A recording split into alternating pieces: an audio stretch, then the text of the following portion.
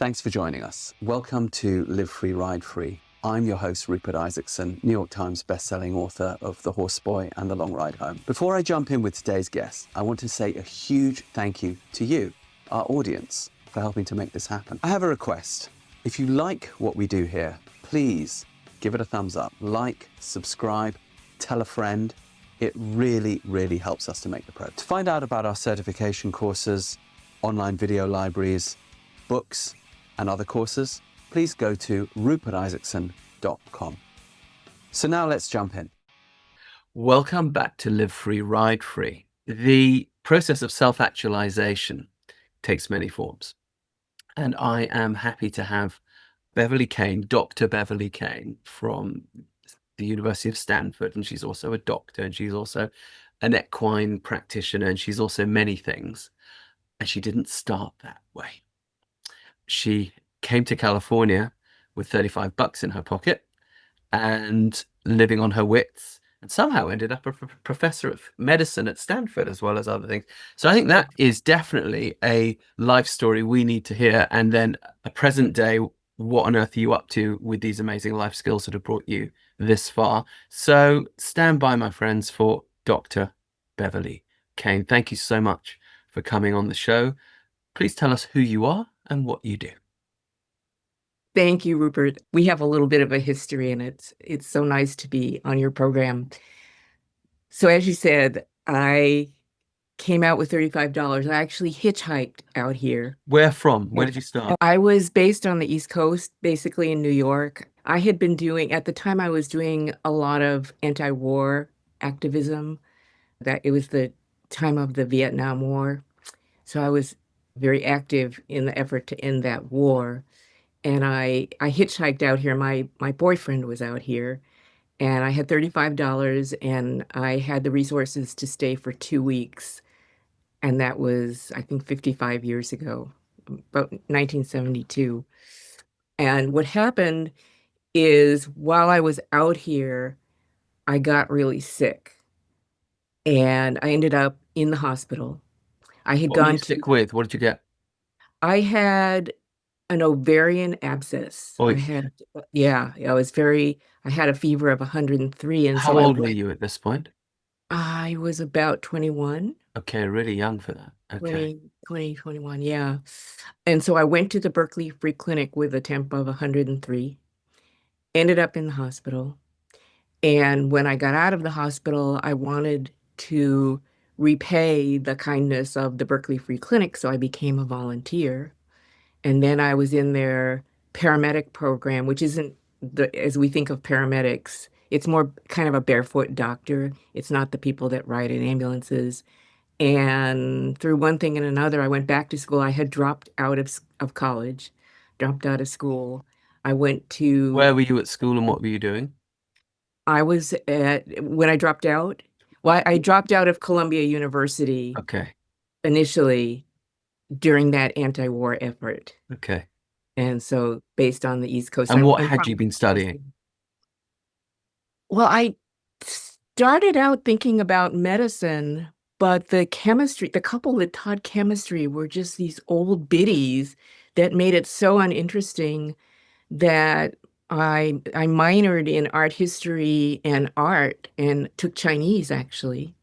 And So you're a Chinese polymath. brush painting, a little checkered past, polymath, both two ways to look at it. Okay. So you drop out of very much history into of the art and Chinese and Right. and hitchhike to be an anti-war protester in Berkeley, and then get sick, and then get healed at the free clinic in Berkeley, so you don't end up in hundreds of thousands of dollars of debt, which can happen, of course, when one gets sick in America as a young person with no insurance. And then you decide you want to volunteer for them to repay the kindness. Right. And then I got a little bit more serious about it and ended up in medical school. Okay. I was a little bit ambivalent about going to medical school, but the time had come. And I was actually interviewed by a man who went on to win the Nobel Prize in biochemistry. Great guy. Who was that? So I did Michael Bishop. I think I'm not sure what year he won the Nobel Prize. It was probably 20 years after my Okay. I'm going to Google him admission. quickly while you talk. Okay. Yeah, I think he's still alive. Michael Bishop. Michael Bishop. Okay. So And that was at which school? that was at UCSF, University of California, San Francisco. Okay. Yeah, very good school. And I stayed with them. I had done a lot of my medical school work. I did a residency in family medicine, and then I did a fellowship in OBGYN and Okay. a fellowship in sports medicine in London at the London Hospital And why did you go to London? because there were very few, if any, sports medicine programs for non-orthopedic surgeons. There was a famous sports medicine program at Cleveland. I guess that would be Case Western in Cleveland, but for orthopedic surgeons. But this fellowship Okay. in London was for general practitioners and family medicine people. There were two people from Australia, one from New Zealand, one from Sudan, and myself. It was a wonderful, wonderful program. We went all over the UK to various clinics. And when I came back, I went into the practice of sports medicine for a And while. why sports medicine if you'd started with Oh, women's medicine, OBGYN and so on? And what's the jump across from there? I did the OBGYN fellowship because I thought I was going to go up to Alaska and deliver babies and actually even do cesarean sections. Okay. Which And in at the Native time, American community? family, sorry. In Native American communities, was that the idea? Yeah, and I ended up living in Alaska for a year and doing a lot of medicine at Native American clinics, but I was in no way prepared to do cesarean sections at that time, but by Okay. myself and I was really in the dead of winter in Alaska. I read a book that was absolutely life-changing, and it was by Michael Murphy, who's one of the founders of the Esalen Institute here in Um, Central California, and it was called Jacob Adabet, and it was sort of a novel version of his later huge book called The Future of the Body.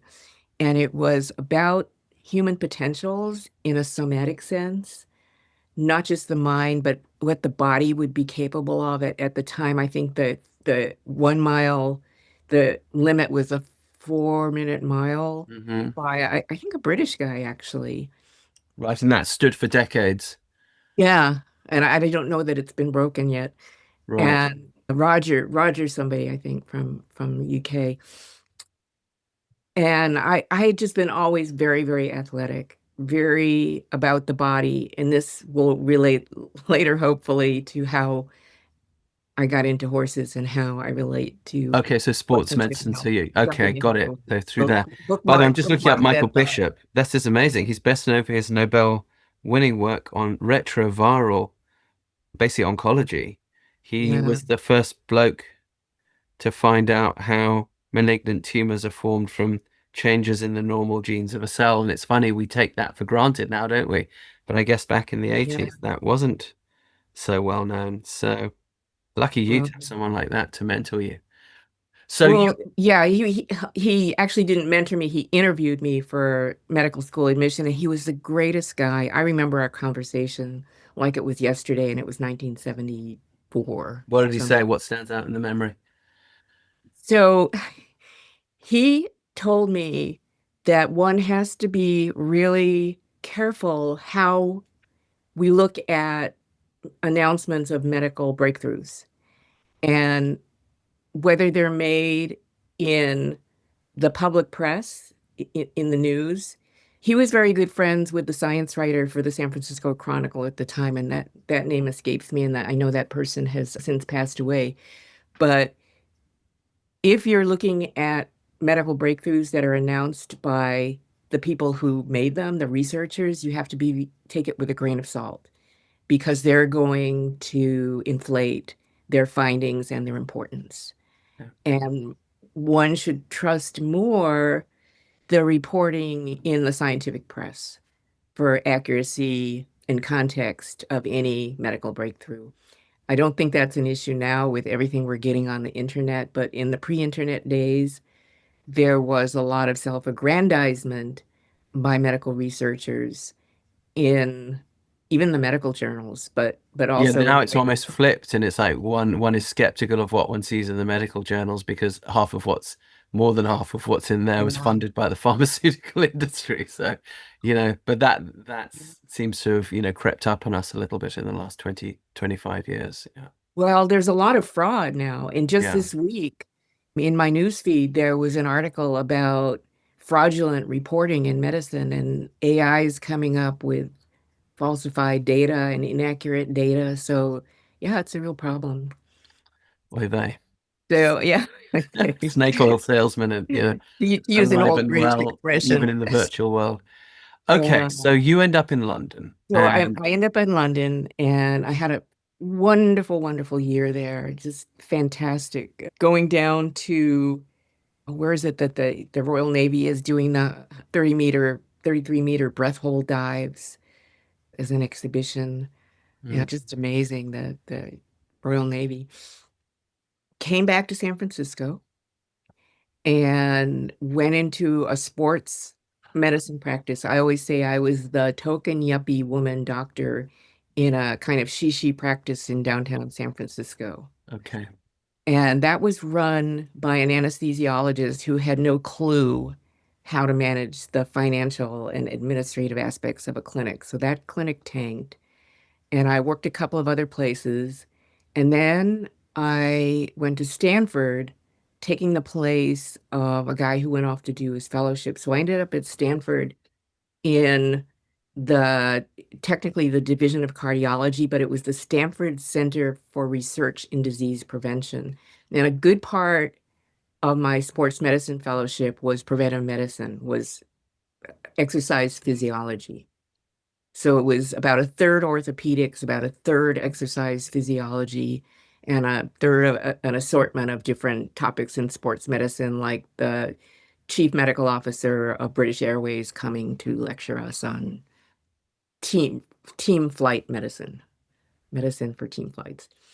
So at Stanford, I worked on some studies in preventive medicine. There was a very well-known study called Mr. Fit, multiple risk factor intervention trials, where Okay. we had people quit smoking, lower their intake of cholesterol, start exercising.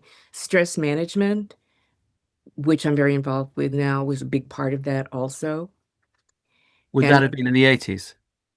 that was 87, I started there. Okay. And about a few years later, yes. Yes, stress management was barely talked about back then, it's true.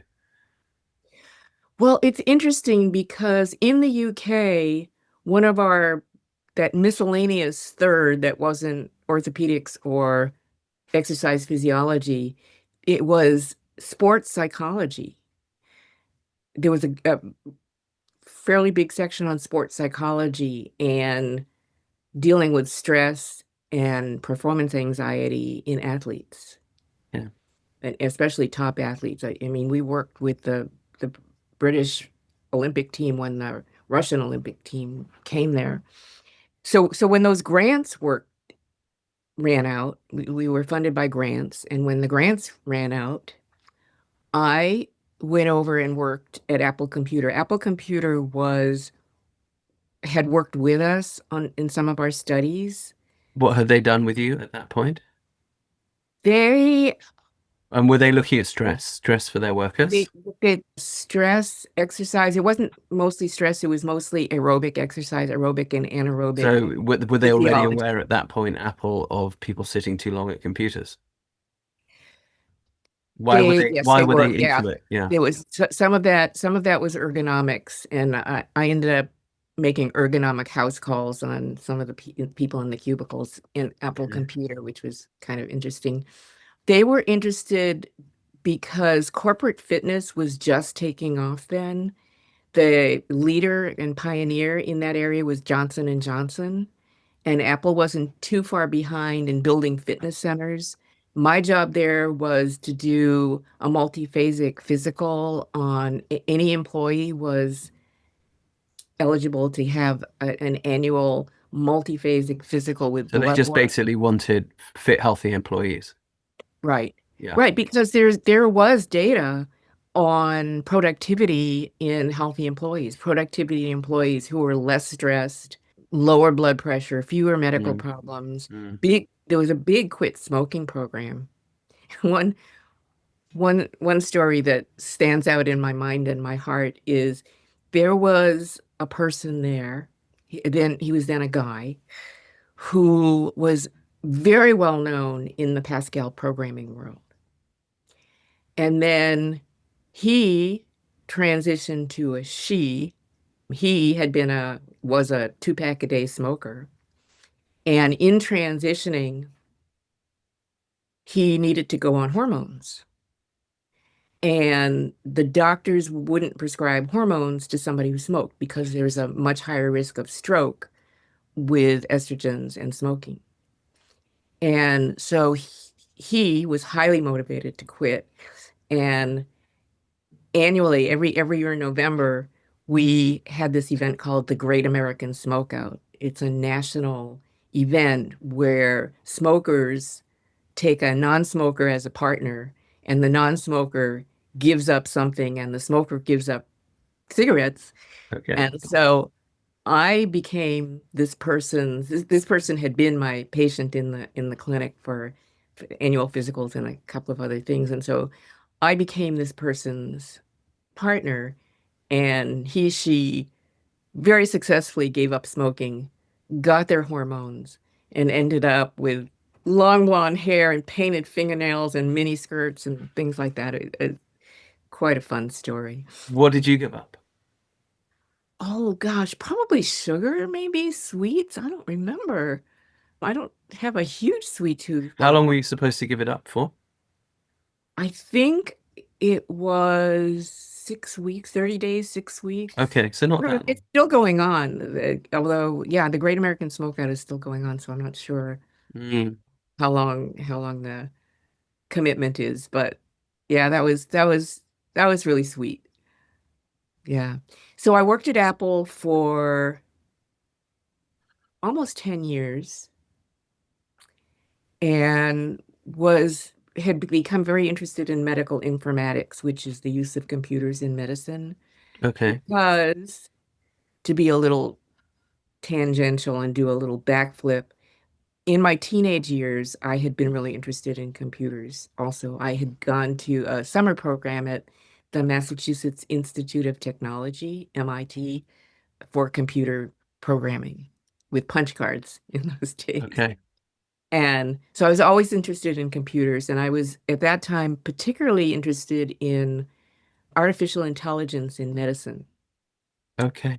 Were people And even were talking about it even back then? this is 1987, And people were and using the word artificial intelligence oh back yeah, then? sure. Well, Alan Turing used it. He was probably a British guy in the 50s, Yeah. and yeah, very famous guy, played in the movie by, I always call him Bandersnatch Cumberbund. Yeah. I Yeah. forget his real name.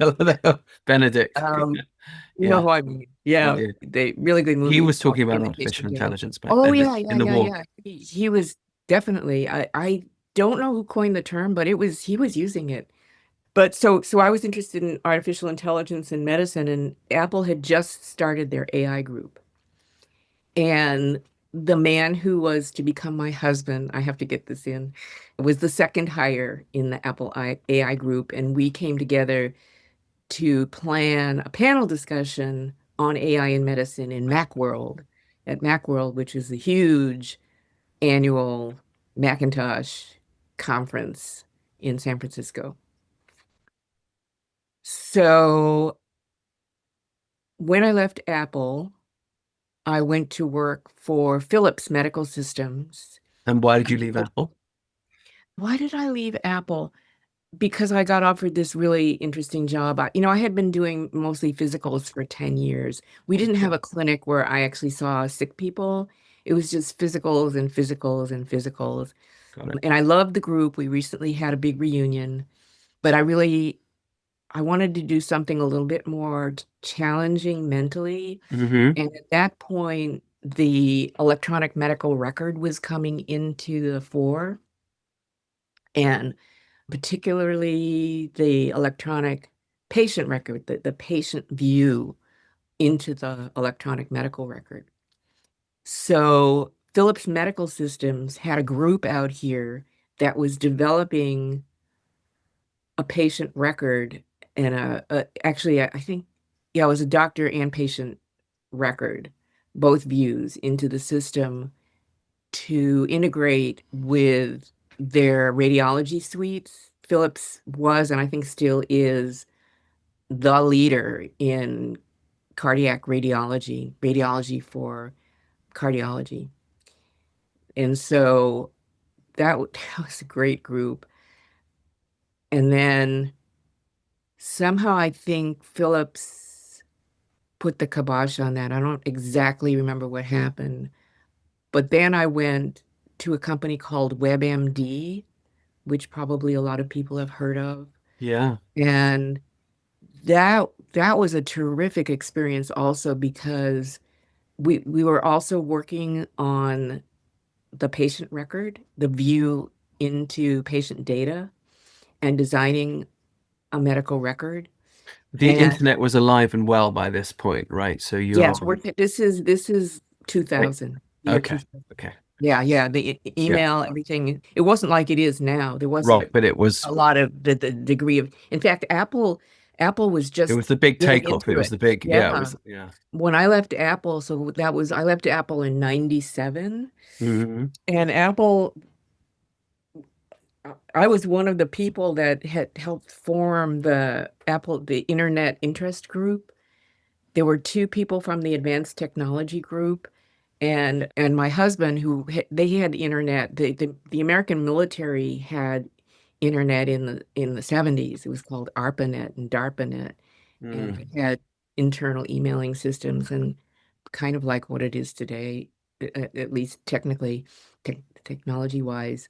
So yeah, so at WebMD, we had a little artists colony on the floor where, we were all in cubes, but we had the facilities people unscrew our fluorescent lights and we all brought these beautiful lamps. And these were the very, very creative people from the Apple Human Interface group. And we did designs for the medical record, and it was just a real fun place to be.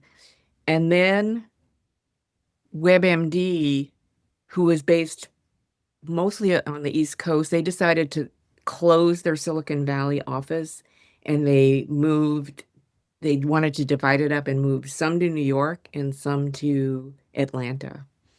Why? Why get out the heart of That's where the? well, they had been based there, and I think they thought they could do better in Silicon Valley, Hmm. and then they found they couldn't. Okay. Especially with the Interesting. internet growing up, it didn't matter where you were, and it just didn't make sense to keep that open.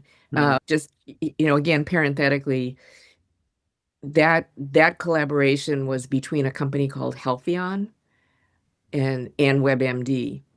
And Healthion was Jim Clark, I think, who was started Netscape and then Okay. Silicon Graphics. You've heard now, yeah. Now we're talking Netscape, Silicon Graphics. Had a big ship in the America's Cup. I think he might even have won. And but anyway, so WebMD decided to pull in its forces and consolidate on the East Coast, and I wasn't going to go move. And so in 2002, oh, and the other thing that was happening at that time was what's called the dot-com bust, where a lot of the startups Right. went down. Right. And that was the dot-com bust. And so that economically wasn't a good time for Silicon Valley. And I think that was another factor in WebMD deciding to move its move its playing pieces. And I did not want to go to the East Coast. They gave us a humongous severance package. Nobody, I didn't really need to work right away, but I was a little bit nervous about not working, and because I always have to be working, Yeah. doing something. And I remember this conversation in my backyard with my best friend, who's actually also a doctor and a yoga teacher. And she said, cool it. Just cool it. Sit back and think, what do you really want to do now that you have all this free time and resources? And I said, well, you know, I've always wanted to ride horses. And you Although never that had wasn't an until that always. point. Sorry. You never had until that point. No, you know, I had the odd dude ride in Yosemite, Okay. but no, I grew up on an island. I had no consciousness of horses except perhaps for the sort of hoity-toity National Velvet set, and there was harness racing just outside of Boston. But no, I Which was. island were you brought up on? It's called Winthrop. It's like 355 degrees water, and there's a causeway out to Boston. Okay. And so we were all about swimming and boats and surfing and Right. uh, the beach. Yeah. But you always had a hankering for the horse. Ocean. Well, I watched all the cowboy movies of the 50s, Roy Okay. Rogers and Have Gun Will Travel and Wagon Train and Bonanza. Bonanza wasn't the 50s, but no, I used to watch the Westerns and get on my bed and make a horse out of my pillow and a belt, Yeah. giddy up on the edge of the bed and put my pajamas over my head with the legs hanging down so I could be Annie Oakley. Okay. So that was horses. It was cowboys And cowgirls. and cowgirls and Western fantasies. Yeah. Yeah. Yeah. Yeah. So fast forward to 2002, and I always wanted to. I can't say I always wanted to ride horses, but lately in those years, because I was 52 at that time. Mhm. So, and I had once run a marathon, two half marathons. I used to swim a mile a day, and my body was kind of getting not so able to do those things. Right.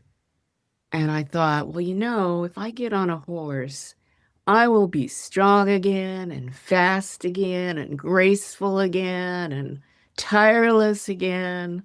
So that was my fantasy at that point. And so I started taking riding lessons.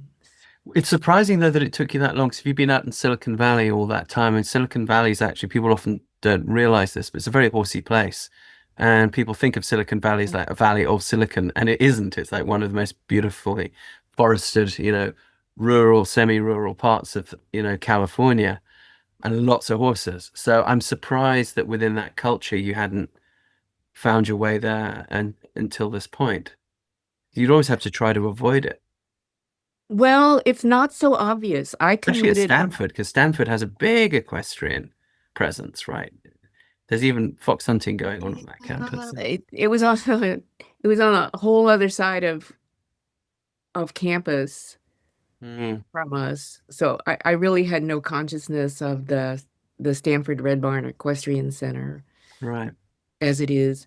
And you can't really see horses from the road. I commuted for years from San Francisco down through Silicon Valley to Sunnyvale and Santa Clara for WebMD, and I never saw horses from that. It's funny though, I've driven that same road so many times, and I remember when I used to live in Berkeley for a bit, and I drove that road the first time, the first thing that hit my eye in the fences around Stanford were coops, the jumps that fox hunters put in the wire fences so that they can jump over when they're following hounds. I was thinking, oh, someone's hunting here. So it's so interesting, isn't it? If you're conditioned to see those things, that leapt out at me from the highway. You would drove Yeah. past that a bazillion times, and I guess different conditioning.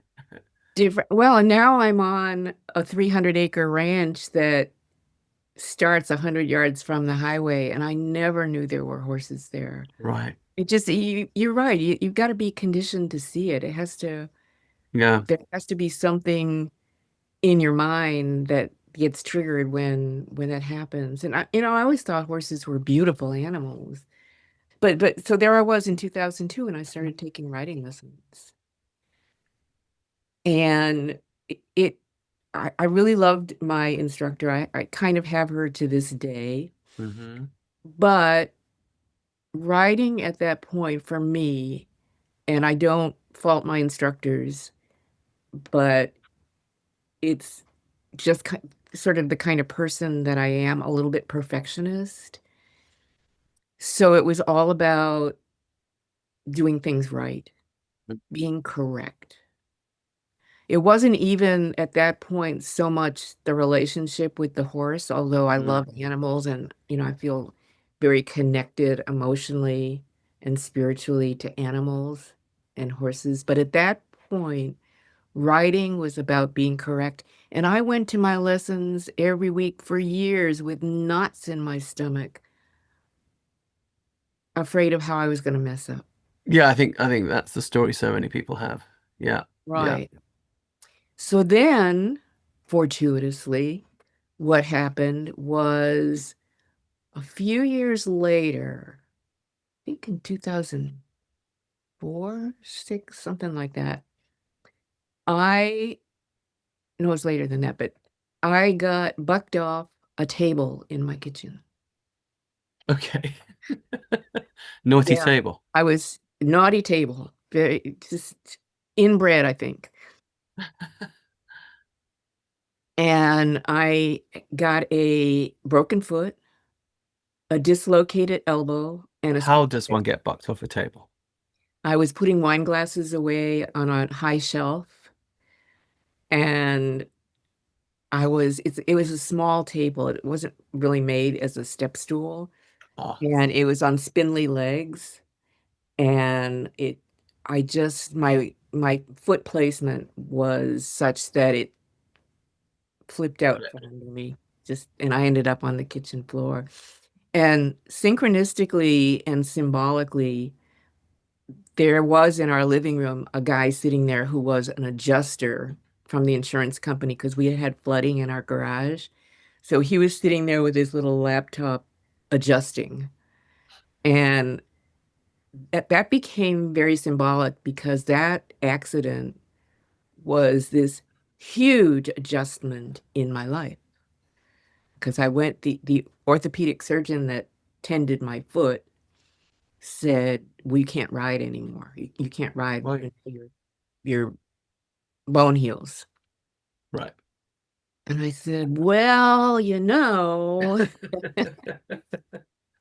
I was perfectly, it was my right foot that was fractured. And so I was perfectly capable of mounting, with my left foot in the stirrup and swinging over. But I got a little bit scared, I guess, or a little bit he instilled caution in me, a caution that isn't usually there, but I said, okay. So what I did is I enrolled as a client in the Therapeutic Riding Center, our local then Path Premier Therapeutic Riding Center. And I had been volunteering there for a couple of years with children mostly. And why? What had drawn you Veteran to do children. that? Because I wanted to learn everything I could about horses, because I admired the work that they were doing. Hmm. I learned so much about horses in that program. Hmm.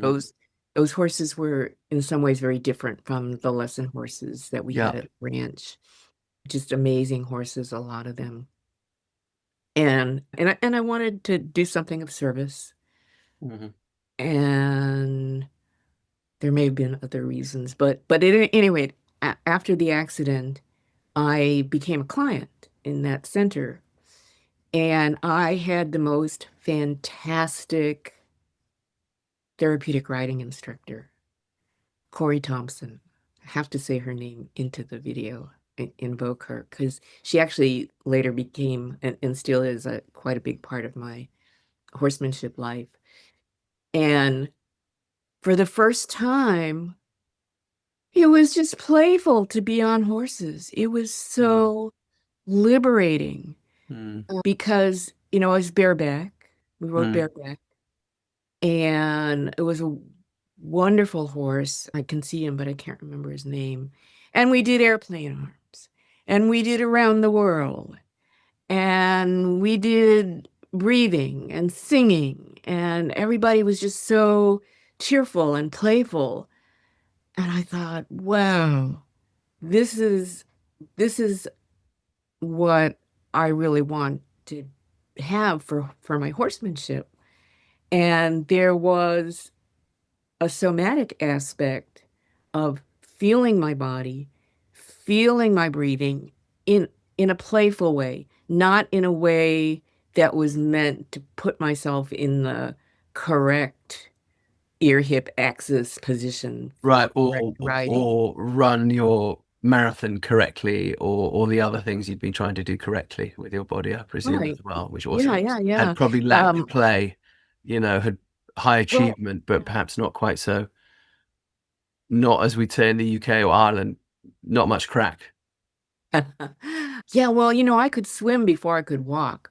Yeah. Almost, well, not quite, but 2 years old, I was swimming in the ocean.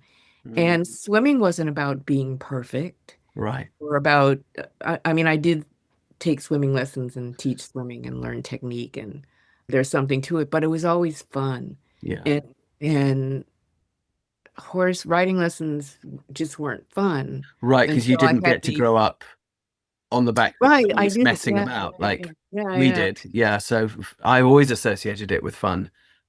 yeah, Later, when yeah, it yeah, went yeah. to refine my technique, okay, fine. But yeah, the base was always fun. But it's so true, isn't it? With a lot of these things that we start as adults, we often Hmm. come in, no matter what it is, with such a desire to do it right that we don't come in with the same playful attitude that children come in, including learning, by the way, and studying. So we want to be successful, we want to be diligent, we want to be rigorous, we want to be all these things, and it's just no crack at all. And no wonder everybody burns out and gets depressed. Yeah. Simple. Yeah. Yeah. Yeah. Well, we're just winding down our summer camp season. So for 22 years at this ranch, we've had summer camps. Uh-huh. And the kids start at 7 years old. And I see how they approach it in the ways that I never got to do as a child or as a perfectionist adult. And it's just fun for them. Mm. It's just a lot of fun. All right. So, So back up just a little bit. So you end up though at Stanford again, isn't that right? Or how do you okay, so your academic thing seems to kick off at the same time that you get this whole therapeutic equestrian thing going. Just how do these things happen in parallel? it's a little more sequential. So that accident put me back in my fun body Mm. with Corey, and I eventually worked for her in a veterans program at that therapeutic riding center. I'm a little hazy on the timeline here, so I'll Mm. just Shoot from kind the of lay it yeah. out. It's a little bit of a mosaic now. Yeah. So I had always been interested in psychology and actually spirituality. Hmm. From my mother was very interested in dreams and very interested in extrasensory perception. Was your mother a Jungian? No, she wasn't a psychologist. She had a geology professor at Tufts University that Mm. I think was also interested in extrasensory perception. My mother was a very hard-headed woman, very logical, Sure. very, It's funny how one always but feels the desire to say this as soon as one says anything spiritual, as if being hard-headed and scientific can't exist in direct parallel with the ex, the esoteric. It's so interesting, isn't it? We almost find ourselves apologizing for the esoteric side of ourselves, but really, really, yeah. I'm a real rigorous scientist as well. It's like, yeah, sure, absolutely, but again, life without the esoteric is also no life at all.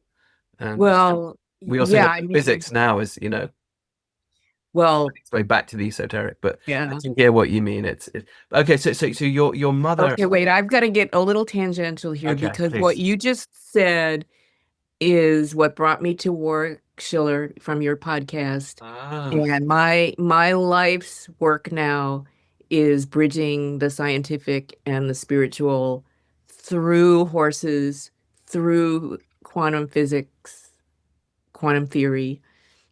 So that's maybe we'll get okay. to that. Maybe we won't. You're But gonna have to bring us a right quantum now we're theory back in. involvement Right with it. now we're back in like 2005, I Okay. think. So I became familiar somehow with the field of equine-assisted learning and psychotherapy. My family medicine residency emphasized psychotherapy and the psychological, and that was always an interest of mine. And so I was going to go to a clinic with Barbara Rector, who will be known to some of the people listening here. She's quite well known in equine-assisted learning, kind of spirituality cycles. Okay, I'm going to look her up as you talk, Barbara. Yeah, Rector. Adventures in Awareness. She's out of Tucson, Arizona. Okay.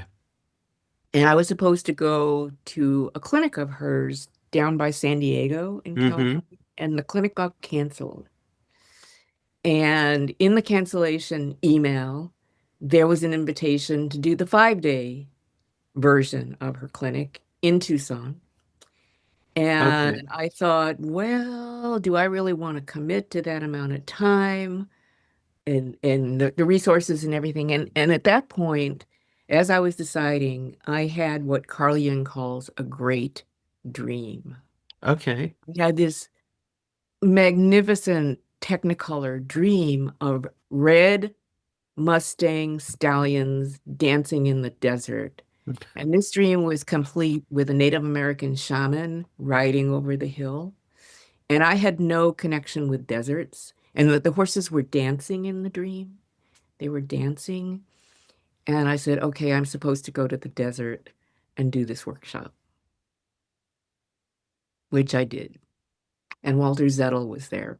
Oh, I knew Walter Zettel a little bit. Yeah. Yeah. For those listeners who didn't, he was a very, very old school Austrian classical dressage dude. Yeah. What was he doing there out of interest? Well, he was doing a dressage clinic. Okay. That we got to watch a little bit. Okay, cool.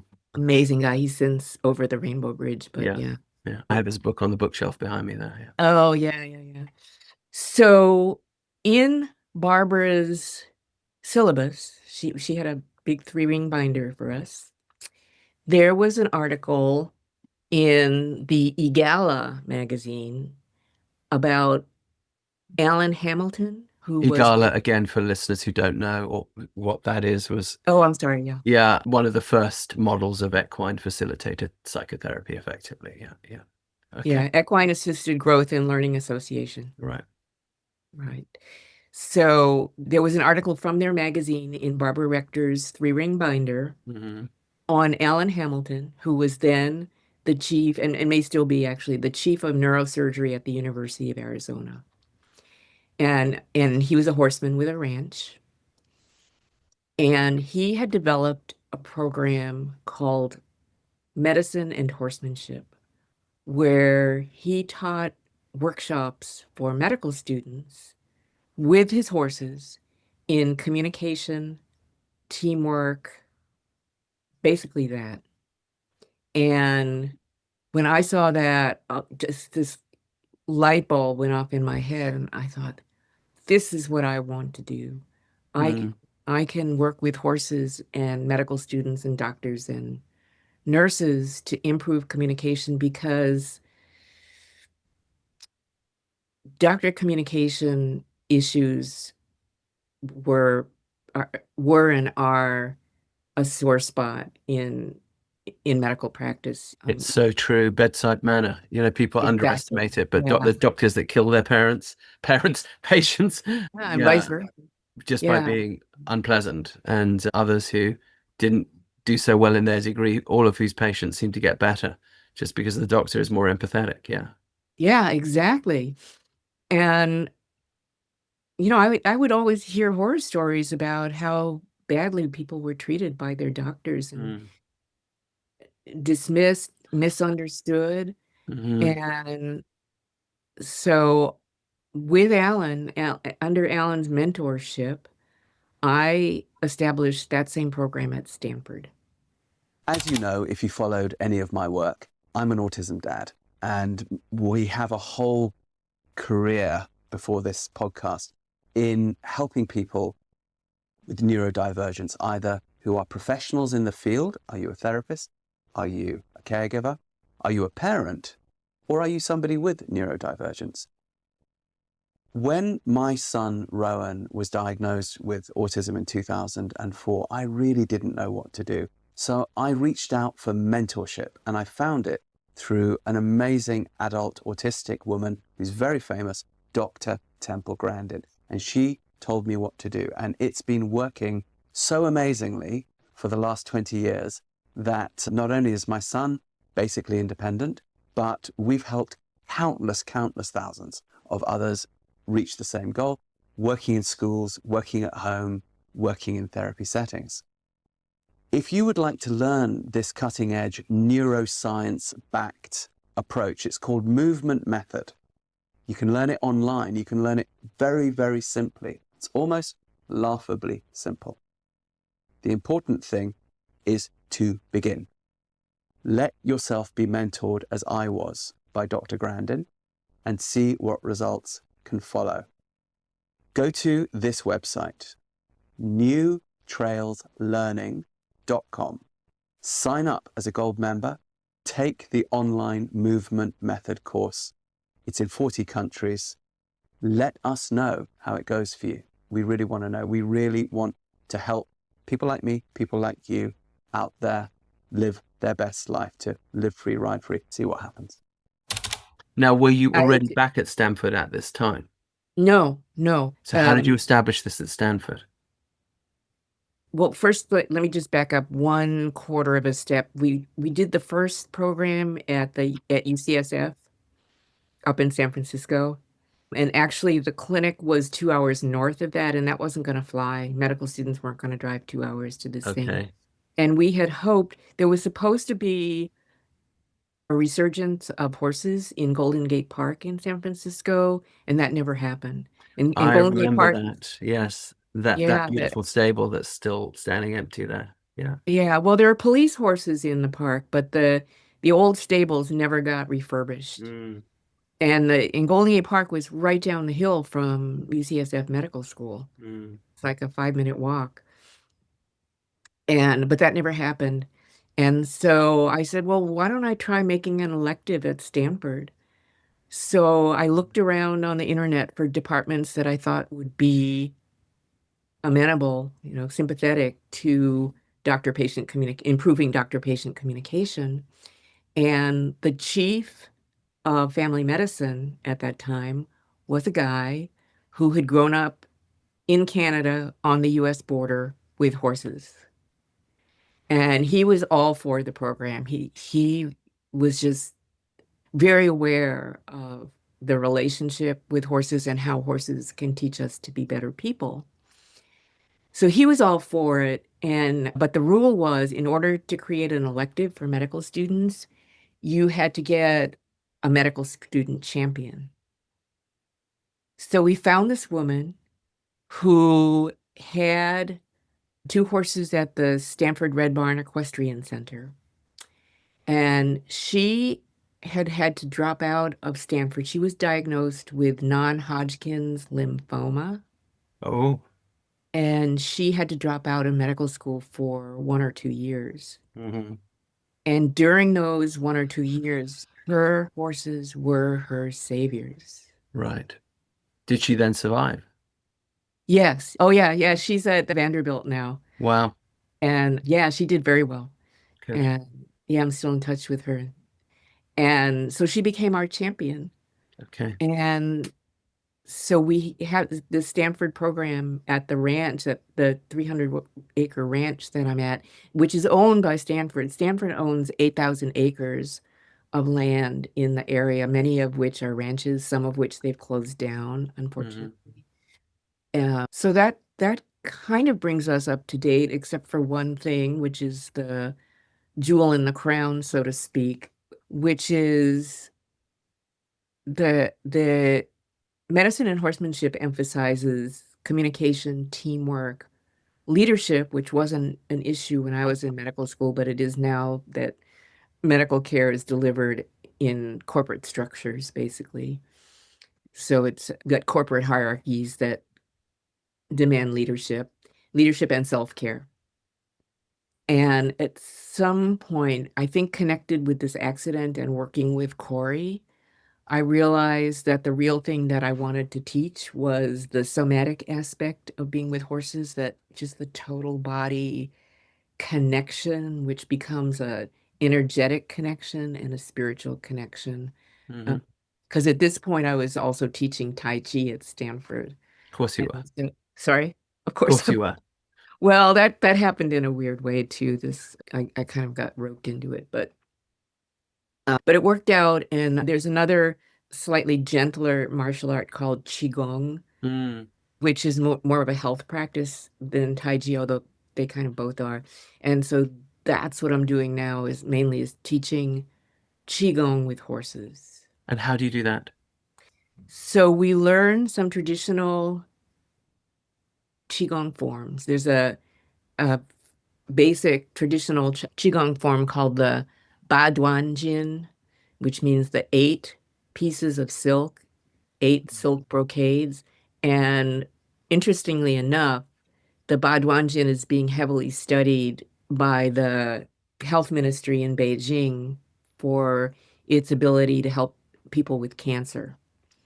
Okay, so tell us about these silken brocades. Why that name, and how does it work? I've never been real clear why it's called this. This goes back, hundreds of years. Qigong Longer, I should itself is think. Yeah. thought to be, yeah, I mean, Qigong itself is said to have been discovered. We have a piece of pottery that's about 8,000 years old that apparently, according to some archaeologists, shows the Wu shaman, Hmm. uh, the shamans of those days in a Qigong pose. And they are said to have learned Qigong by watching animals heal themselves. Okay. Yeah, so Qigong works with energy, mostly Qi, but I also work with Reiki, which I experience is different from Qi.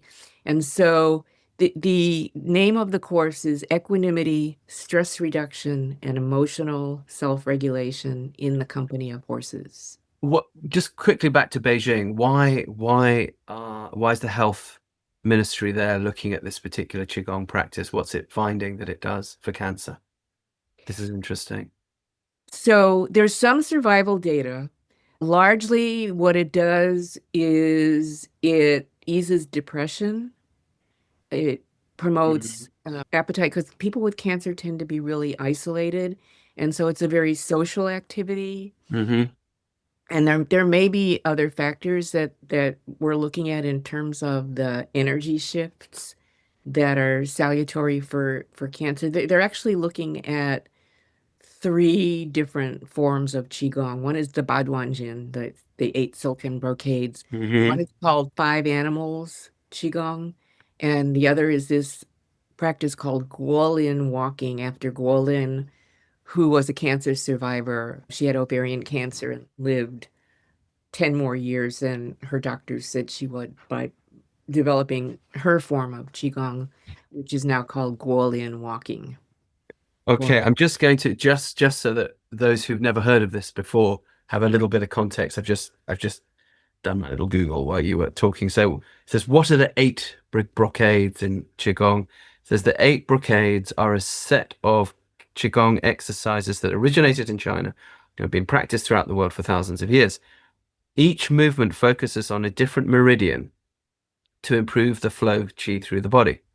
If practiced routinely, the practice will improve your health significantly. It is believed that after practicing the sequence, one feels like wearing a dress made of a very rich, exquisite, hard to find, precious, soft silk fabric. So the silk weaving, the form that forms the name, refers to how its 8 movements characterize and impart a silken quality like that of a brocade to the body and its energy. But of course, yeah, there's been a major crossover between allopathic and Chinese medicine and Qigong and Tai Chi, of course, for a long time. But again, a lot of people listening might not know that. And so I find it very interesting that you're involved in that. Interestingly, too, just one little side note, one of our horseboy centers in the UK, a place called Move the Mind in outside Bristol, also takes electives from the medical school at Bristol University, which is, our equivalent of one of the Ivy Leagues, who go out there to do their mental health electives. And for movement method, which is, our non-horse side, last year we got asked to do a conference at Eastern Virginia Medical School, which is part of Old Dominion University on the East Coast, a neuroscience conference specifically about our method. So it's interesting how these things are going from the hippie margins now, into the mainstream of allopathic medicine. Whereas, of course, even I think pre-COVID, it wasn't really so much of it was hovering there, but I think COVID somehow kicked it in. Okay, so you're teaching Qigong with horses. How does one do that? So initially we learn the forms on the ground. Each form is connected with an organ system, which aren't like the Meridian, right? Well, not just a meridian. Okay. The meridians are connected with the organs too. I don't really work with the meridians because gets a little esoteric for people, but people can visualize their liver. They can think of a lump of meat. Yeah. Glands. And in Chinese medicine, the organs aren't isolated organs the way we envision them. They're systems. And they're, 5 elements and 5 flavors and 5 emotions, and it's a whole philosophical biological system. Right. So we learn the emotion, the emotion connected with each of the forms, and we learn to release the negative emotion as we do the form. Okay. So, for instance, shooting the hawk has to do with fear, and so we release fear and gather courage. And each move has a release and a gather, gathering the positive So you do this on the ground. So we do this on the ground first. We do. No horse. Sorry? No horse. Not yet. Well, we go in with the horses and we do other activities after we do that. And the last, just let me say that we call what we do the Wu Duanjin. Ba means 8 pieces of brocade, and ours is the Wu, because there are 3 forms in the Ba Duanjin that you can't do on horseback, like bend over and touch your toes, and they're just. When you say the Wu, does Wu mean 5? Wu is 5. So we do the 5. When someone says woo woo, that's 5-5. Interesting. Different, yeah, sure. Different woos, because Chinese has tones. So we do, each week we learn one of the 5, and we do an activity with the horses. The first is just a meet and greet, because most of these people have never been around horses, ever. And we learn the 5 forms, and then the last class of equanimity and medicine and horsemanship, as this has come together, is a meditation ride to music, bareback, to music. We use Nawag Kuchag's Tibetan flute. It's an album called Music as Medicine, appropriately enough. And there are 3 tracks where he's actually in duet with a very wonderful Native American flute player, R. Carlos Nakai.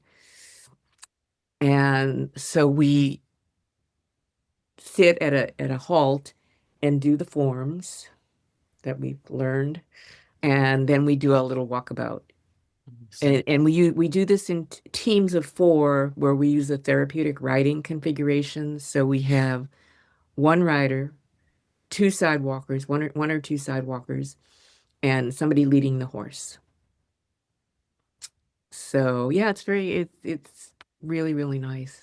And what results do you see with this? Well, we're not very results oriented. People give us. What results do you see? Because you're going to see something. You're going to see change. So what do you think? People get up there and cry, and people write on their evaluations what a wonderful course it is. And is it about emotional release? Is it about? It's about emotional release, but we don't do any testing. I have never been into doing research on my courses, honestly. I think, as Warwick said in your podcast with him, you don't need the science. It's a phenomenological experience. No, I couldn't agree more. You only need the science if you're having to fund, through organizations, what you do for mental health or whatever. But nonetheless, I'm just curious to see, what kind of people come in and what changes do they experience? Well, what I notice is that people's stress levels go way down. We have, let me just show you. So we do a check-in every week with the Native American talking stick, which is also our stress-o-meter. So people are asked to tell us what their stress level is from, down on the belly button, which is 0, to shoulder level, which is 10, and then some people are off the charts. And what we notice as the weeks go by is that people's baseline stress level goes way down. And they'll say that they were able to do some of the breathing exercises and cope better because they're all Stanford employees, almost all. We do. So this is something that's done internally within Stanford University. It is. It's open. It's done through the Healthy Living program, and it's Okay. open to community members. It fills very quickly, and we have a waiting list, and it seems that Stanford I bet employees you do. got the jump again. Yeah, yeah. How many weeks does the program go over? 4. It's just, And it's one. okay, so employees from within Stanford who are stressed out come to you. You're at at Stanford, at the stable that Stanford has, so it's all internal. Are you still teaching at Stanford? Are you still practicing medicine as well I'm alongside? not practicing medicine, no. When did you quit practicing medicine in that way? Oh boy, probably 30 years ago, Okay. actually seeing patients like that. Yeah, and I just went on a retired medical license, I think 4 years ago, 4 years Okay. ago. So, And teaching at Stanford? so I teach the Tai Chi, I teach on campus, and it's called medical Tai Chi, or actually it's called medical Tai Chi, which isn't particularly accurate, but medical Tai Chi, it's called medical because for the first half hour, we have a journal club that looks at the peer-reviewed journal articles on the health benefits of Tai Chi and Qigong. And as part of that, I teach scientific methodology. What is the gold standard for scientific research and why things like Tai Chi fall outside that gold standard methodology, that they're not, you can't really apply the gold standard. And that's true of studies with horses too. There are too many variables. It's very, very hard to study anything with horses because you have different instructors, different horses, different clients or patients. Very, very hard to study And the model horse itself can't fill in a technique. questionnaire. Yeah. Yeah. Exactly. Yeah. Yeah. Yeah, yeah. So, but it's important, especially now where scientific reasoning and the philosophy of science is just being turned on its ear by certain events going on in the United States. It's important for people to understand how to judge traditional science and how to say, we don't got to show you no stinking badges when it comes to proving that what we do is valuable. I mean, I don't It's know. Have great you that the studied? university values it on that. Yeah, because you think that the Yeah. university would have to justify through some sort of standardized model, I guess, but I guess it can fund what it wants to fund, right? Right. Well, the equanimity is funded through every Stanford employee has a continuing education allowance. Okay. I think it's, I don't know, $800, $900 a year. And so they use that for equanimity, and people from the community can just pay whatever the tuition is. Yeah, so it's And you're offering this through one of the departments or schools or faculties at Stanford? And right. if so, which one? This is the Healthy Living program, which used to be part of the medical school, and it's now somehow part of human resources, but Okay. yeah, but it's the same program. Okay. Yeah, I'm very fortunate to be able So it's to like do. you're a tenured professor without having to go through the hassle of being a tenured professor in terms of publishing and grant writing. You can be you get to play with ponies in a meaningful way. Actually, I'm an adjunct clinical professor, Right. so assistant professor actually. And so we're not the academic tenure track. I understand, but it's Yeah, sort of a bit like being it's a one whole without being one. different Yeah. set of, yeah, It's like the but yeah, benefits of it in a funny way without the schlep. It's good. exactly. Yeah. Yeah, yeah. I've really benefited from being at Stanford, going through Stanford.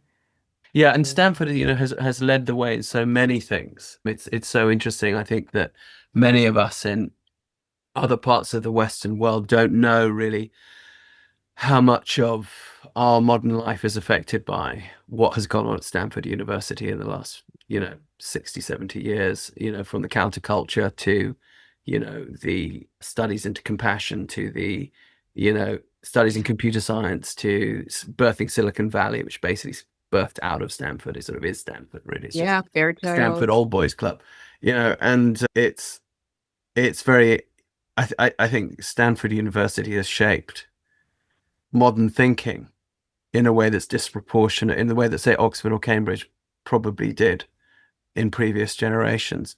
Mhm. Now, let me, with that, bring us back to something that you said just a few minutes ago. You said that recent events in science in the USA has turned scientific philosophy on its head. And my ears pricked up and went, ooh, that sounds good. Let's talk about that. What do you mean by that? Tell us about it.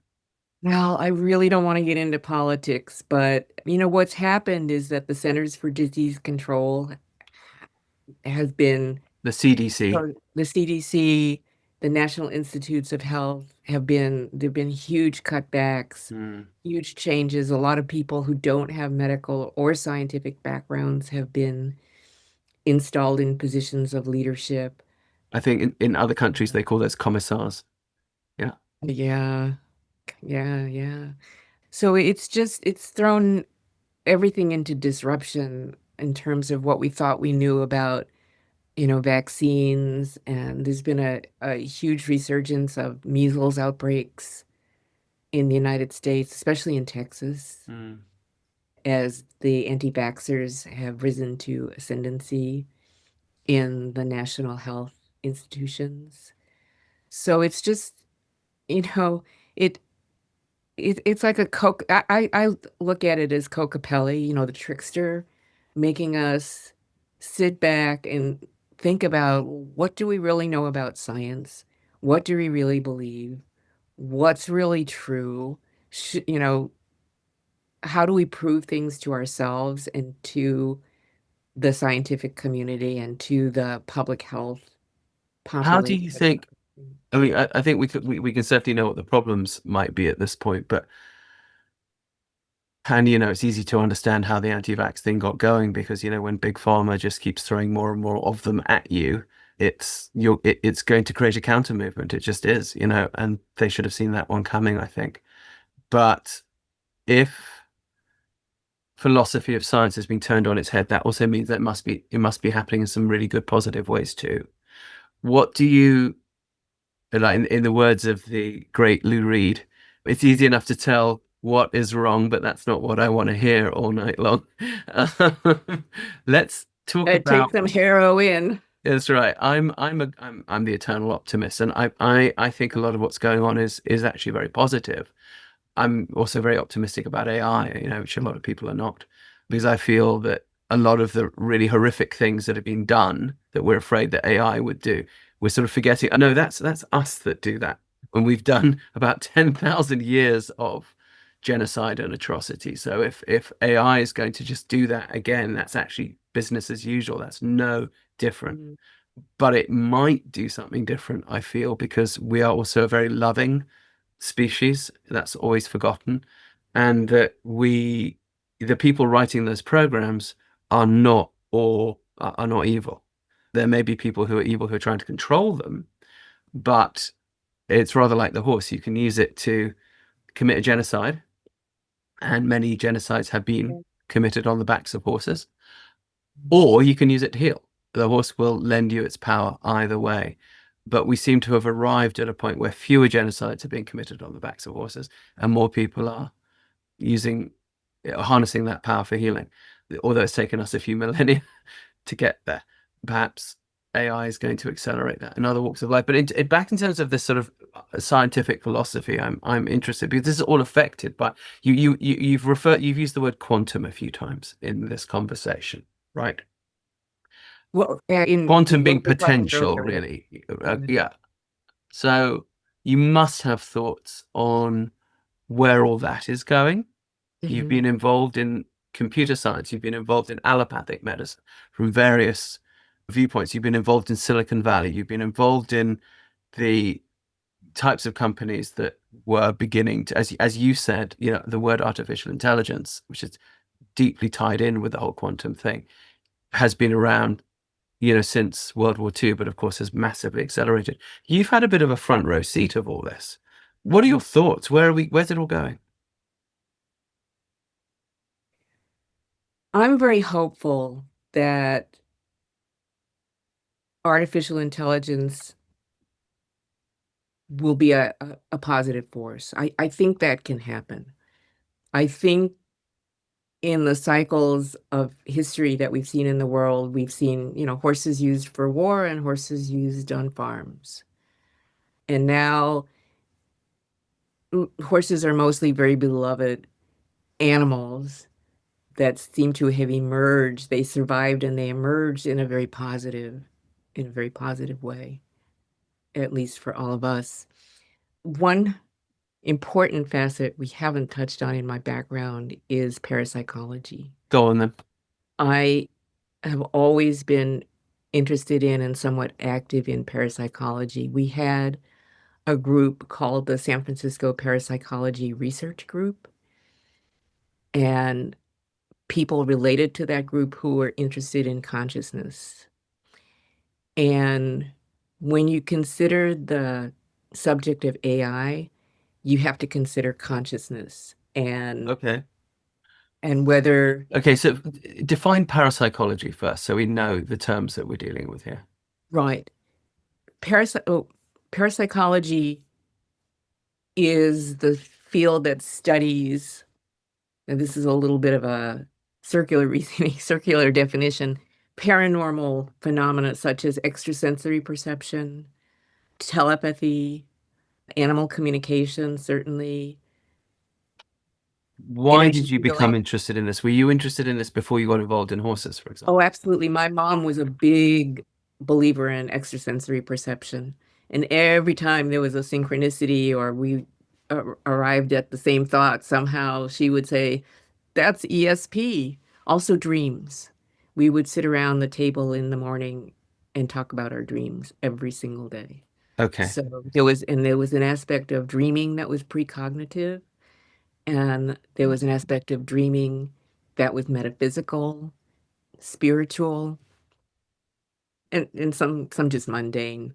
So when you talk about AI, we have to consider consciousness and what all the manifestations of consciousness are in humans and in other animals and even plants and even possibly rocks and trees and inanimate. The conscious universe, effectively. The conscious universe, yeah. Dr. Rupert Sheldrake's work and that Rupert sort of thing. Sheldrake Yeah. and Amit Goswami, Mm-hmm. has a book called this. He's a quantum physicist and a Vedic scholar who has a book Mm-hmm. called The Self-Aware Universe: How Consciousness Creates the Material World.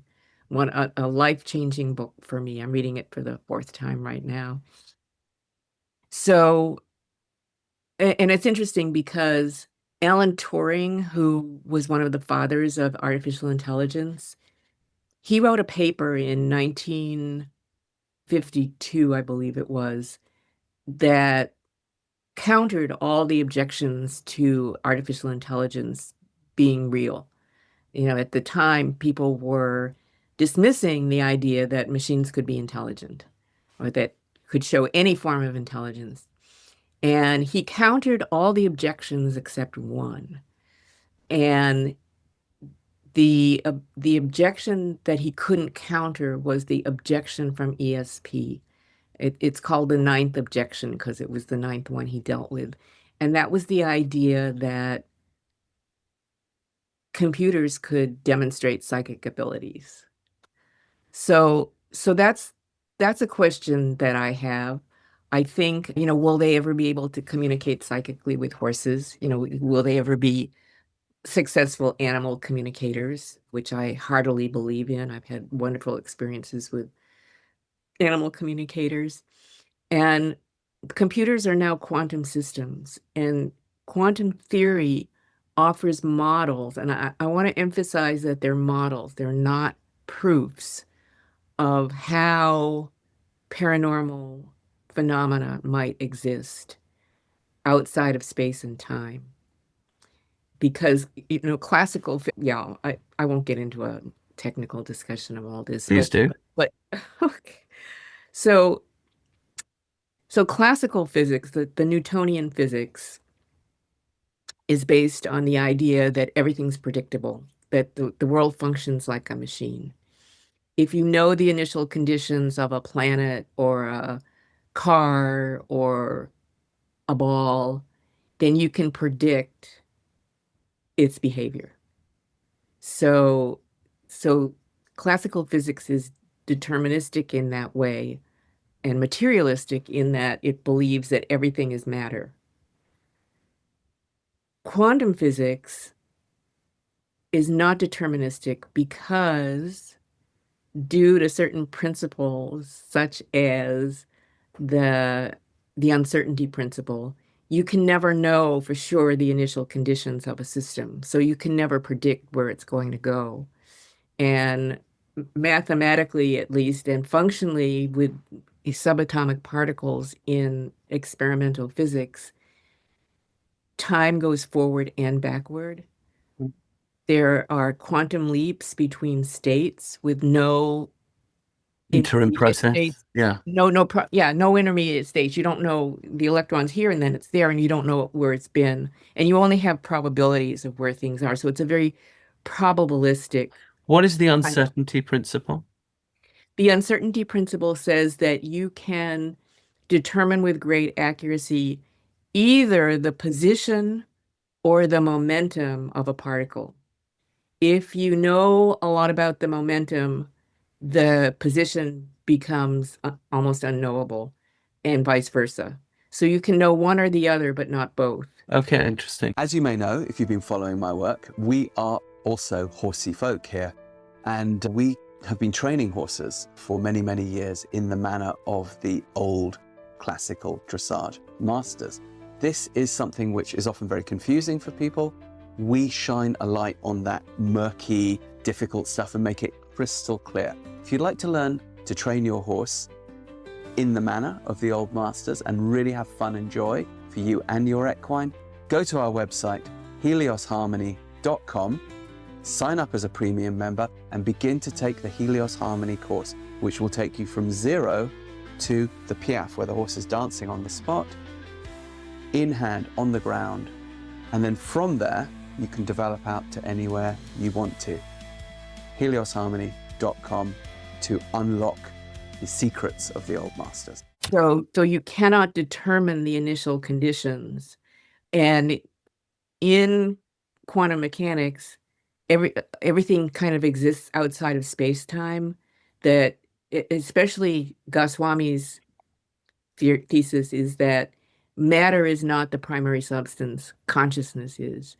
And Right. there's a mystical, well, no, I wouldn't say mystical, but there's a whole body of information called the Seth material, where Seth was a channeled entity that I believe has a high degree of accuracy from his channeler, says kind of the same thing, that everything is conscious. Everything is a consciousness unit.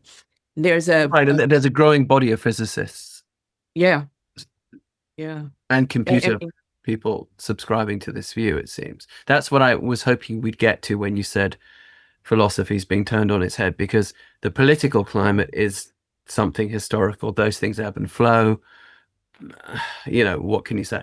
But the philosophical movements predict the future. One could argue that Newton was not deterministic, that there was a side of him that was very interested in determinism and apples falling from trees. And so but being a good polymath, he was interested in lots of other things too. And it's often conveniently overlooked that there's a vast body of his work on alchemy. And of course, by the time, some people would say he was primarily an alchemist. I know certain scholars and historians who would say, just based on what he published, that he published more on that than he did on the other. He was also deeply religious, But so the esoteric and the scientific together were clearly no mismatch for him. And it's interesting that we now interpret with a kind of fundamentalism people like him. Like it's forgotten that, all the people that hate evolution, the Christian conservatives, or forget that Darwin was a very, very, very devout Christian, and it's very interesting what people choose to dwell on. That, of course, is political. And of course, with alchemy, by the time the chemical wedding, etc., by the time Newton was writing about that sort of thing, it was partly still looking for transubstantiation of lead into gold and the philosopher's stone and all that, but it had already taken a leap in the decades before that into a spiritual, psychological purification analogy that people like Newton, even as they fooled around with the experiments trying to see if it was possible to transubstantiate, were actually seemed primarily interested in the philosophical side of it, and went on to do determinism sort of in their spare time almost. And now the deterministic thing is what we remember them as. But I think if he was sitting here in this room, he'd say, no, listen, I was interested in loads of things, look at all that stuff I published on all that woo-woo stuff. So is it now, though, that we suddenly are able to somehow observe and measure within the university peer review scientific context this idea of consciousness within machines and within micro states of matter, like neutrinos, like things that we can't quite grab, they're too small, but they seem to bend the laws of physics and exist between them, or go from one state of being to another without, as you say, a sort of observable intermediate thing. They just appear and disappear, and that appears to be, there used to be a word for that, didn't there? It used to be magic. And I guess there's also this sort of old adage that pseudoscience is just time. There's the future coming into the room there. And because everything is pseudoscience until someone comes along and gets it accepted as science, right? And every good scientist has been laughed at, ridiculed, as I'm being now. And but I do you not think that we have suddenly arrived at a point where the determination purists, who would be like the scientific equivalent today of the Spanish Inquisition in the past, it's the new fundamentalism, isn't it? Scientism, is as opposed to religion, are now finding their perches shaken in the same way that the old church dudes were finding theirs shaken around the time of Newton, and Newton might say, well, it's the same old thing, so you talk about this principle of uncertainty, right? And then you've talked about states of matter that behave in ways that are so unpredictable that they seem indistinguishable from things that are indeterminate, like consciousness. Where are we going with all that? How's Stanford gonna produce this tangibly in our lives in the next 10-20 years?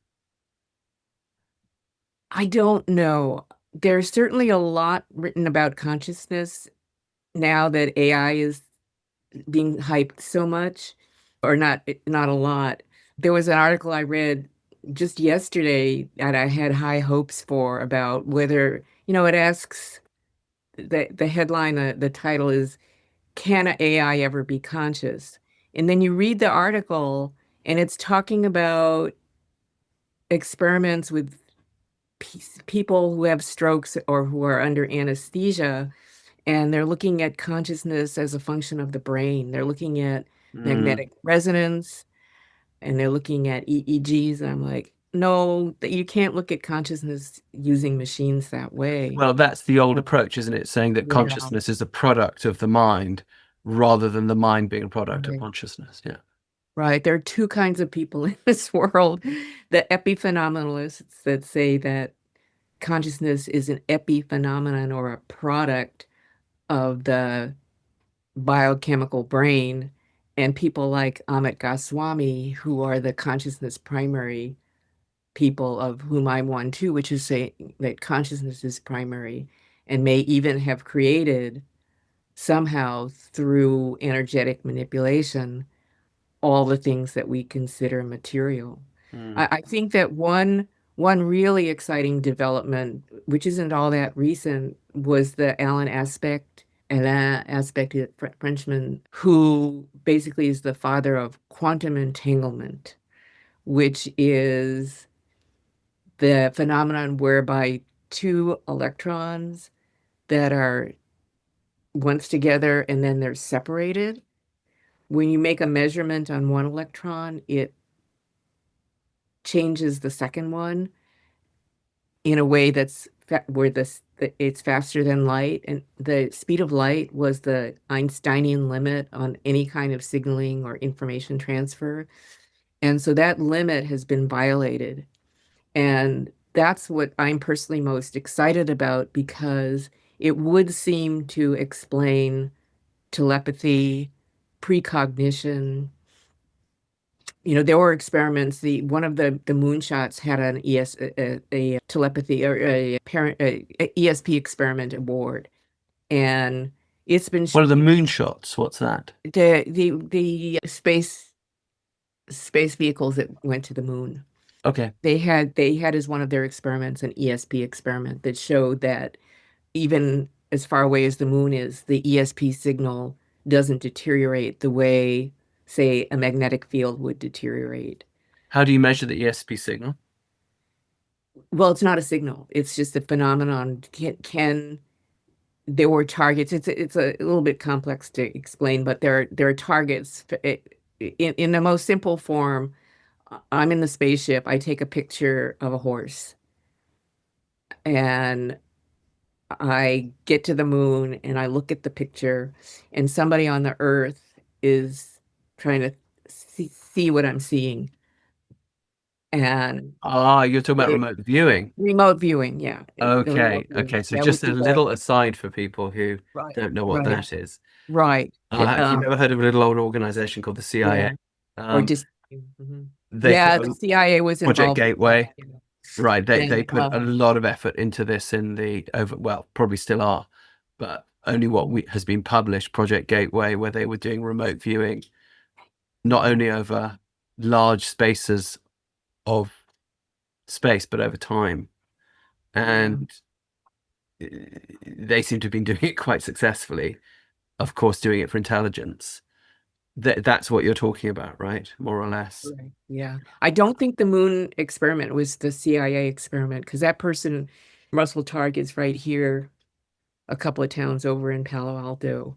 And that was done through the SRI, which was also known as Stanford Research Institute, but really, I don't think anything to do with Stanford. But How did they manage to remote view or confirm, say, whether they were remote viewing at the well, as Stanford? I say, it's a little more complex, because the target is generated by a random number generator in a computer, Mhm. and then there's a uh, there's the target person, which is the person on the moon, and the viewer, which is the person on Earth, and the viewer will draw what she sees from the person on the moon, and then that drawing is given to a separate panel of I'm just judges. wondering what the person on the moon is seeing, other than like Well, whatever the blue. target, whatever and I this is that's the protocol for the remote viewing experiments that Russell Targ did on Earth. I don't know exactly what the protocol was for the ESP experiment on the moon, but in general, Okay. remote viewing experiments, which are described in a book called Mind Reach and Mind Race by Targ and Puthoff. By They're who? Russell Targ and Hal Puthoff. Hal Puthoff. Hmm. That's a great name. Yeah. Pog and put off. And yeah, Okay. and Russell's still very, very active in parapsychology locally. Okay. So So you are still involved in parapsychology. Tell us what your involvement is there.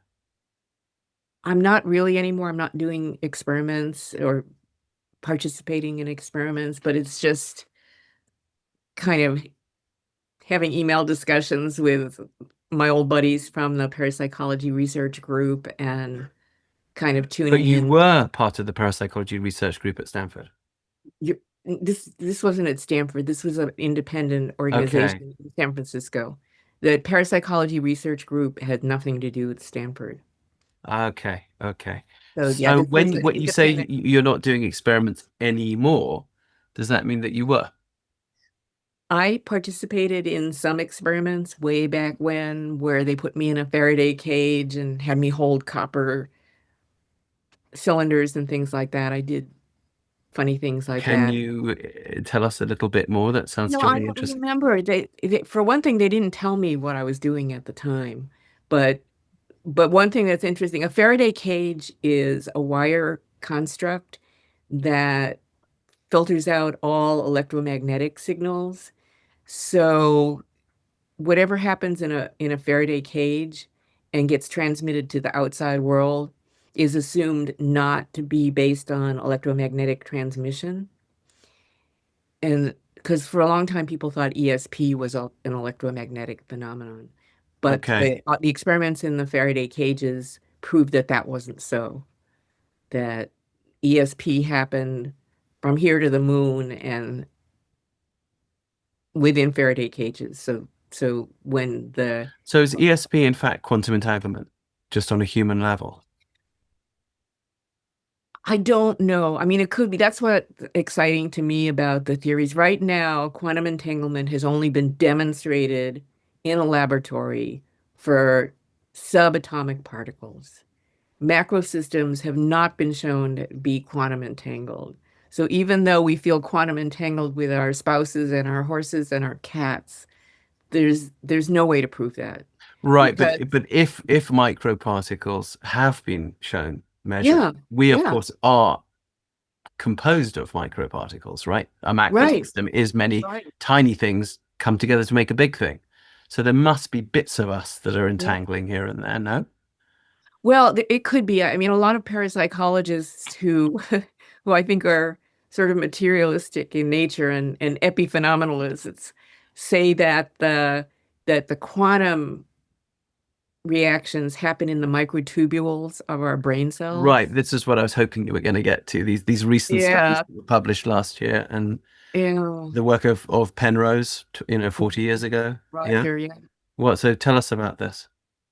I haven't studied it too much because on the surface, it doesn't I'm not really interested in the material basis for paranormal phenomena. Hmm. I don't see that empirically it improves what we do because the idea with all this is to get better at it. Anybody can do it. Anybody can do animal communication up to a point, just like anybody can, walk a mile, but not everybody's going to win the Boston Marathon.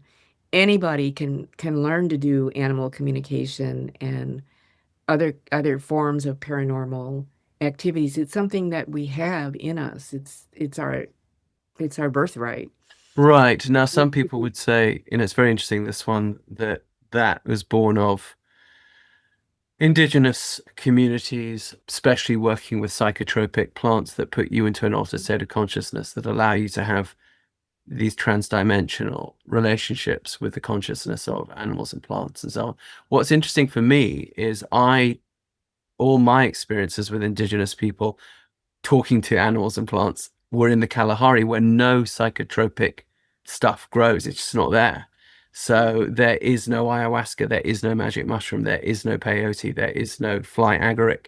It's not there. There's no DMT. So it's very interesting that these cultures without any drug also very, very effectively seem to be able to figure out things like if you take this particular larva of this particular form of beetle, when it's living under this particular form of wild coffee tree, and you heat it so that its mucus melts into the shaft of your arrow, anything that you hit with that arrow will die, including a giraffe, including your friend if you accidentally hit him, or if you put, if you accidentally rub your eye, you'll go blind. But if you hit that animal with that poison, all you have to do to neutralize the poison is cook the meat. Now, you couldn't get to there by a process of trial and error physically, because everybody who failed it would die. And in those old, people think, oh, there were, millions and millions of people that, they could have got. No, there weren't. You're talking about places with handfuls of people by our standards, where if they were to engage in that sort of trial and error stuff with highly toxic substances, not enough of them would live to tell the tale that so just so clearly there were other processes going on. And of course, I, like anyone who spent any time in these parts of the world, have seen many things where you just have to say, I'm comfortable saying I truly don't know how that happened, but I did see it. Right. Yeah. Even away from the prosaic stuff, like just hunting technology like that, shape-shifting and all of these things that actually happen, and that one, I've been lucky enough to kind of be exposed to it, and you begin to see why people do it and how they do it and how they, but they couldn't have come to these conclusions through experimentally. No, there had to be some way of bypassing that process. And that's my question about quantum entanglement. When you look it up on Google, you can't find anything about, all right, then, how'd you entangle an electron then? All right, if I'm having in the pub, here's an electron. Look, I've got an electron. There it is. You've got an electron. Let's entangle them in it. And of course you can't, and of course there's trillions of electrons buzzing about in you and in me. Mm-hmm. Why are they not all entangled? How do we entangle one or two and not the trillion others? Well, there's your Nobel Prize, Rupert. Oh yeah, it'll be me that proves that, right? But I mean, so, are there insights into that? Like when they observed the quantum entanglement, did they see how they got entangled? No. No, I mean, so far it's, like I say, it's just subatomic particles, and it's a big mystery. But did they see? Was there any mechanical process whereby they got entangled? Did they trip over each other? Did they bash into each other in a particular way? What did they do? The inner workings are not known. They just observed determined experimentally, which was a huge discovery. Alan Aspect did win the Nobel Prize for quantum entanglement. Yeah. But no, we don't know how it happens. We believe, or I'm not a physicist, but they believe it happens outside of space-time. That, you violated the Einsteinian limit of the speed of light. And so it's got to be outside of space-time. It's some kind of geometric phenomenon, geometric structure. Why is it geometric? If it's violating space-time, we think that. Well, that's geometric. Well, I think there are geometries that don't involve space and time, and I don't know a better word, because geometry implies dimensionality, which implies space. Right. So something outside of space-time. And I think there are probably consciousnesses in the universe that aren't melded, that aren't seated in bodies and brains, that function like this all the time. Yep. And we're just, think of where this is going to be 1,000 years from now. We're just at the very dawn of understanding that this happens, but we know that it happens because of the Aspect experiment. So that answered the question that I was asking earlier, which is, where do you think the shifts in scientific philosophy are going? And you having had a bit of a front row seat of that in Northern California over these years, I think you just answered that, which is that, as you say, we're at the dawn of understanding that the system that we live in is at once much more complex and on another level much simpler than we ever could have imagined.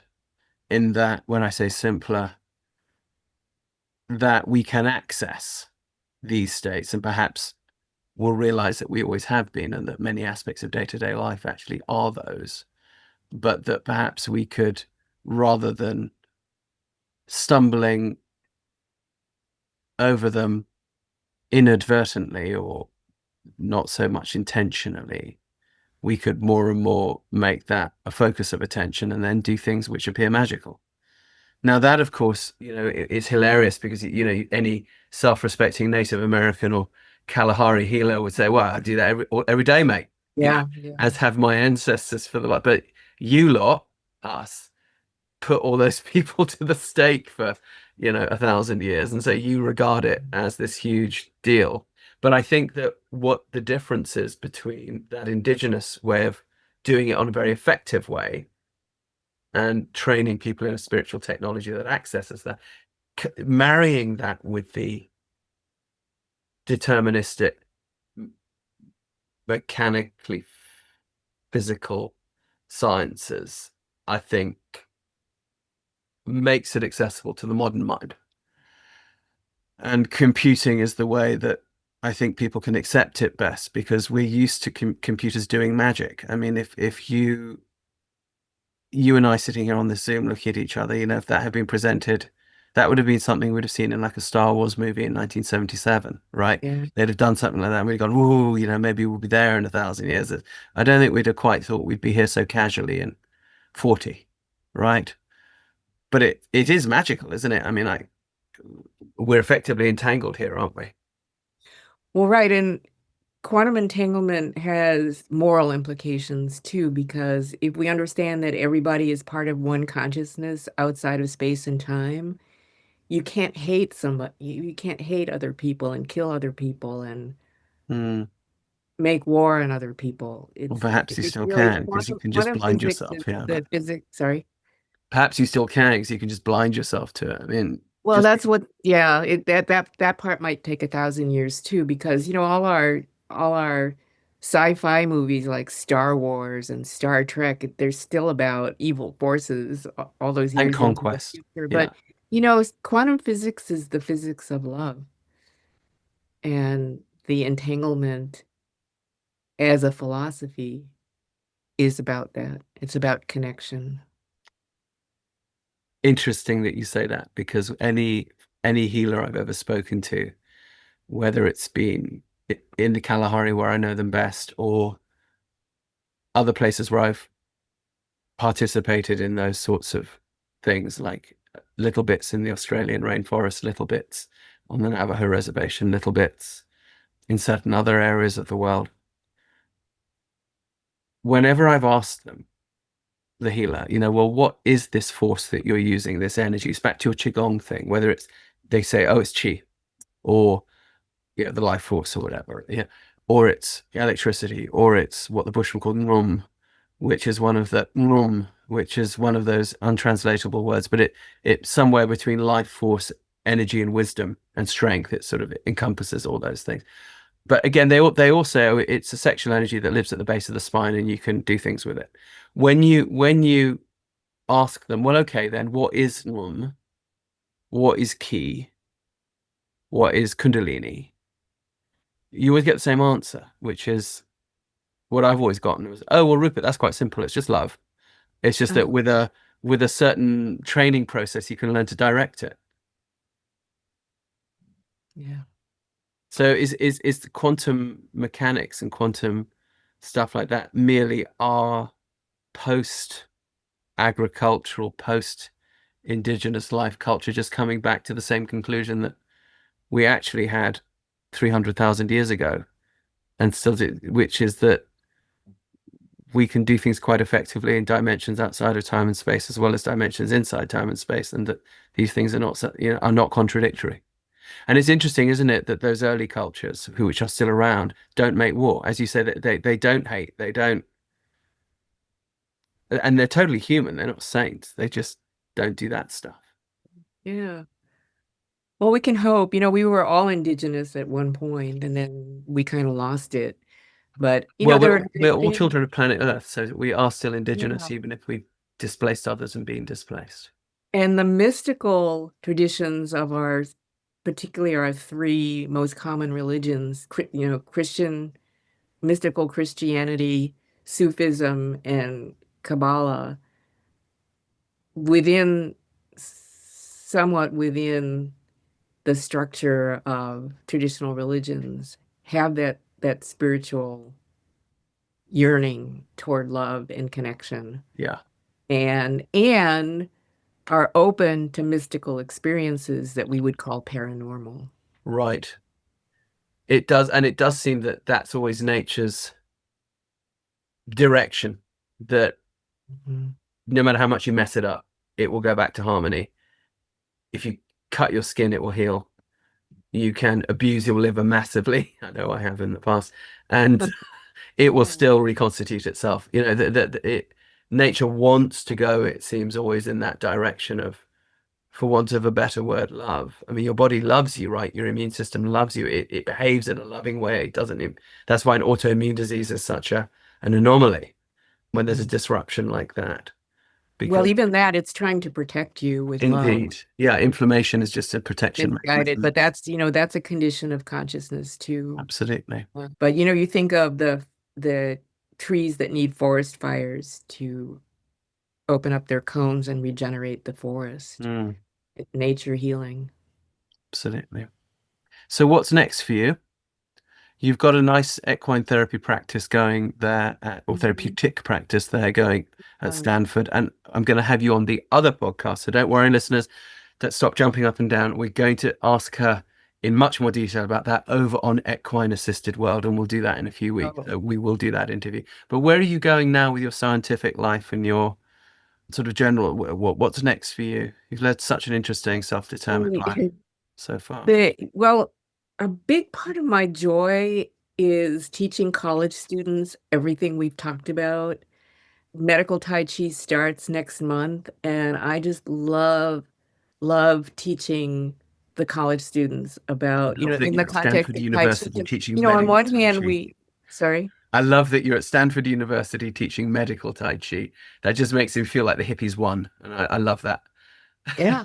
Well, I used to be a hippie, card Yeah, I carrying. still am, mate. Still am. Card carrying, Yeah. flag waving. Yeah. Yeah. I see you get the ponytail. Proud to be. Yeah, well, there's lots of people who aren't hippies Right. out ponytails, but yeah. So Right, yeah. so what I've become over the years, I'll be 76 in 2 weeks. I've become way more open about who I am and what I believe. So, it's nice that the first half hour of medical Tai Chi is hardcore science and scientific methodology and scientific reasoning and scientific logic. Because then I get to talk about how Tai Chi is basically quantum somatics, I've come to call it. It's how that when we cultivate those energies, then we relate to the cosmos. We see our place in the universe. And I've refined how I teach that and how open I am about expressing that. So that's always a work in progress, is how to teach that, how to express it, how to make it more real and more fun. I'm not at Stanford, but can I come and attend that course?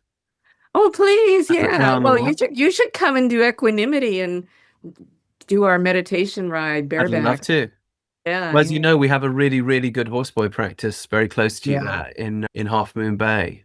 With Joelle, yes. Yeah, Joelle, the Square Peg Foundation. And we were just Yeah, together in Ireland a couple of days ago for our big conference that we have there. So she's doing amazing work. She's, mental health provider now for San Mateo County, which is Silicon yeah. Valley. So yeah, I've got lots of reasons to go. So let's do that. I'd love to come attend and see it in more detail. That'll be in the spring. Next class is in the spring. Okay. Okay. Yeah. Super. Yeah. All right. Well, I look forward to more. And in the meantime, you've got books. So if people want to read a little bit about your work and what you do, can you tell people where the books are, what they're about, and how they find them? So they're all on Amazon. The latest one is actually on Etsy as a downloadable PDF. The book that I wrote for general people who aren't necessarily horse people and aren't necessarily meditation people is just called Equanimity, Stress Reduction and Emotional Self-Regulation in the Company of Horses. That's a paperback, and it's also an ebook on Amazon and Etsy. Just tell us the That's for title again a bit more slowly in case people have got their pens out. Equanimity, EQUINE hyphen imity, IMITY. So you're playing with the word Yeah, playing with imity. Equanimity, which is EQUA Yeah. NIMITY. Okay. And So the subtitle? that's the general stress reduction and emotional self-regulation in the company of horses. Okay. And that's for the general readership. And there's a manual to go with that called the Manual of Somatic Horsemanship, which is an instructor's guide to equanimity. And that's on it. I had written a book called The Manual of Medicine and Horsemanship, which teaches other people to replicate our Stanford program. And I was very gratified that about 20 other programs came out of that all around the US and actually one in Belgium and Costa Rica. So I'm hoping the same thing will happen with the Equanimity Manual. Super. Well, we have our, for those listeners who are listening, it's August 2025. Next year, about the same time, September 26th, we'll be doing our next neuroscience conference at Eastern Virginia Medical School. So I think you need to come and be a speaker. Beverley, I think that'd be great. Yeah. Yeah, that would be. West Virginia was one of the places that did medicine and horsemanship too. So there you go. Okay. All right. Thank Well, you I think this is to be continued. Yeah. Many threads to pick up, and we will go into your equanimity program in more detail over there on the next podcast.